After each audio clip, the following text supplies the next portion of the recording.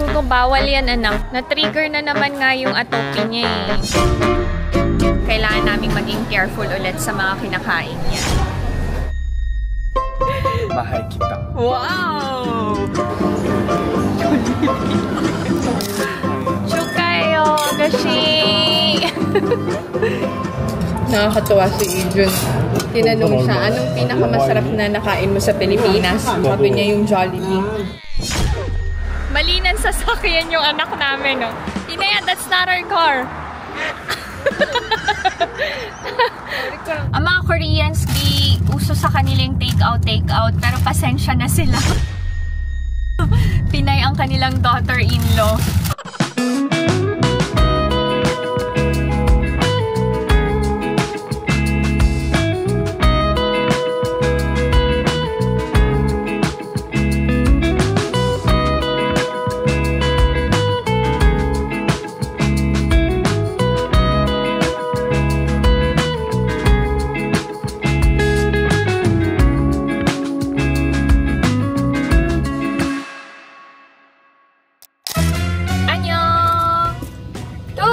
You say hi.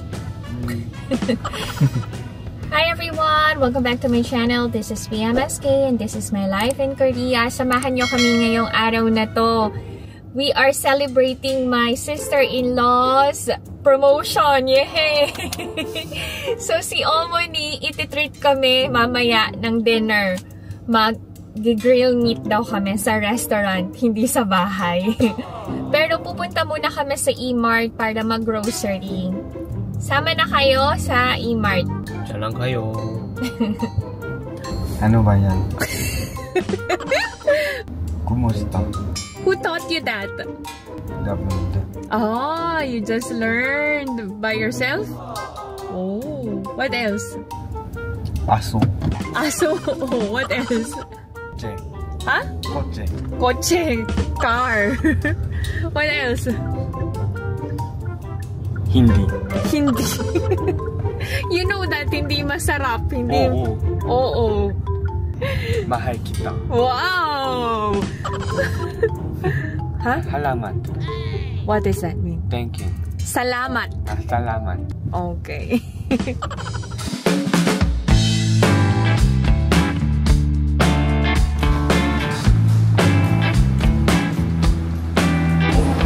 What? SM. Ay, nako ba? Okay.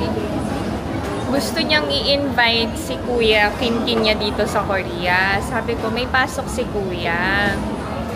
Hopefully next year, ma-invite namin ang mga pamangkin ko kasama si nanay at tatay sa summer break ng mga students sa Philippines.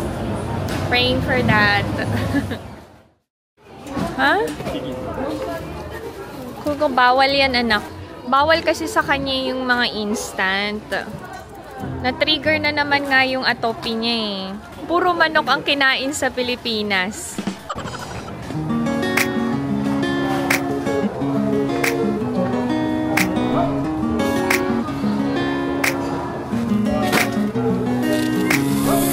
Kailangan ko to sa pagluluto ng meat.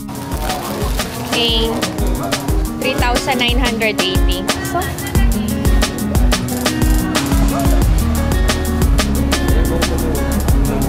ayaw niya yung mga naka-sale.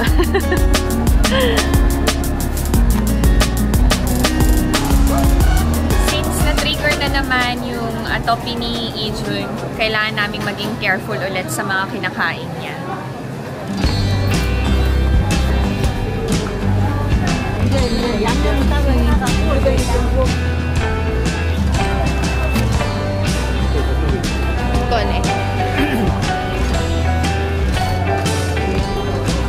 Okay, choose the cookie.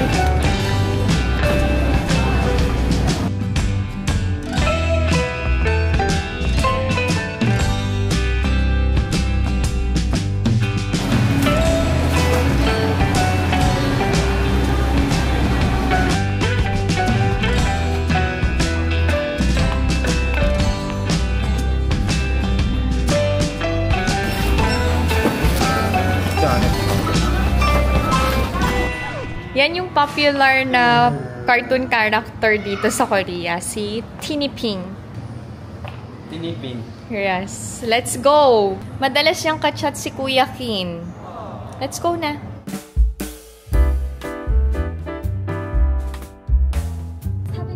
Nag-aaral siya Tagalog. Go! Gusto ko. Gusto ko. It's good. Gusto ko. Oo. Gusto ko. Maliit. Kaalang.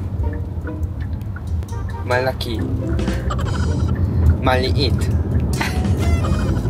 Masaya ako. Okay.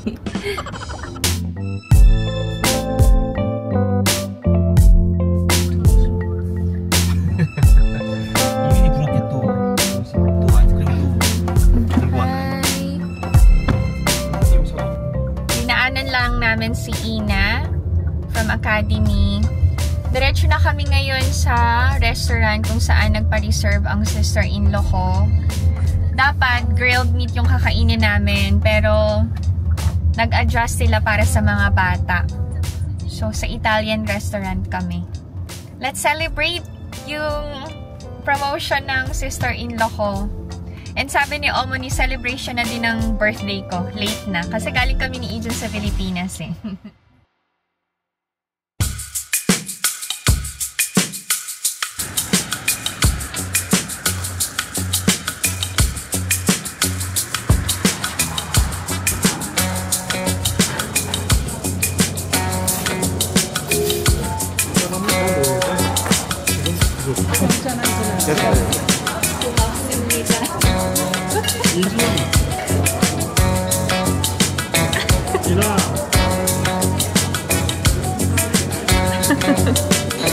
Ang bigat daw ng kutsara at saka ng fork.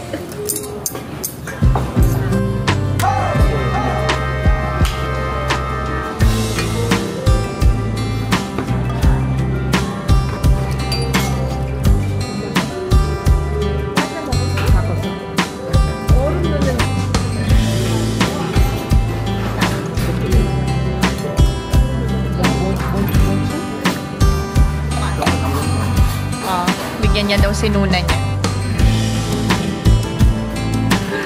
Chukayo, agashi!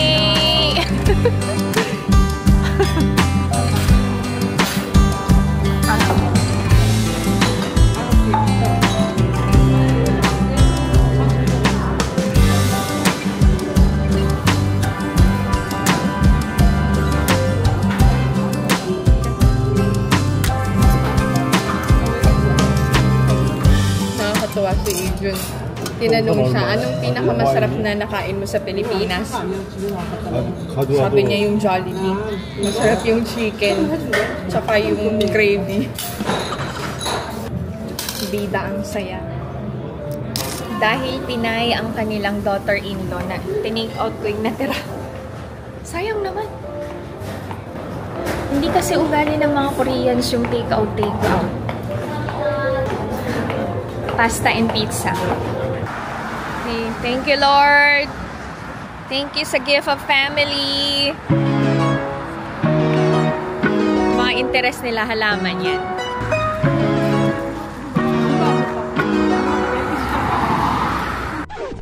Malinan sa sakyan yung anak namin, no?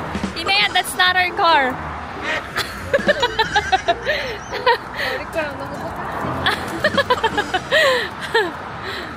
Ay, masaya ako today. Kasi, kompleto kaming family dito sa Korea. Nag-celebrate ng birthday ko and ng promotion ng sister-in-law ko. Libre ni Abuji and Omoni yung dinner namin. Meron pa kaming cash gift ng mga kids. Okay. Uri Myeonori, 생일 축하한다 to our daughter-in-law. Happy birthday. Yan. Lagi akong may cash gift. Anong ginagawa ko? Sinisave ko. Hindi ko kagad ginagastos. Gastusin ko na lang pag-uwi ko ng Pilipinas. Pang gala. Tinake out ko yung natirang pasta and pizza.